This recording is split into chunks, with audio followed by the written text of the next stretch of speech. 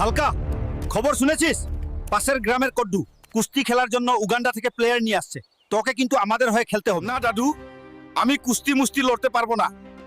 সবার প্রয়োজনে আমি কাজ করি, কিন্তু কাজ শেষ হলে আর কেউ আমাকে চেনে না। ঠিক আছে, যা। তুই যদি কুস্তি জিততে পারিস, তোর সঙ্গে আমার নাতনি দুকুনির বিয়ে দিয়ে দেব। চল, এখন প্র্যাকটিস করা লাগবে। আমায় এই কুস্তি জিততেই হবে। দুকুনির সঙ্গে আমার বিয়ের ব্যাপার বলে কথা। আমার ভাবতেই লজ্জা করছে। দাদু, এর তো বিশাল সাইজ। একে দেখে আমার কেন জানি ভয় লাগছে। ধুর বেটা, তুই শুধু দুকুনির কথা মনে কর।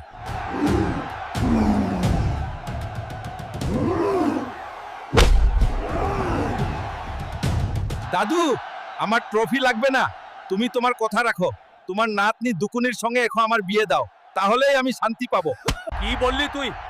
আইনাই নিজের চেহারা দেখছিস? বামন হয়ে চাঁদে হাত বাড়াচ্ছিস? দেখছিস এটা কি?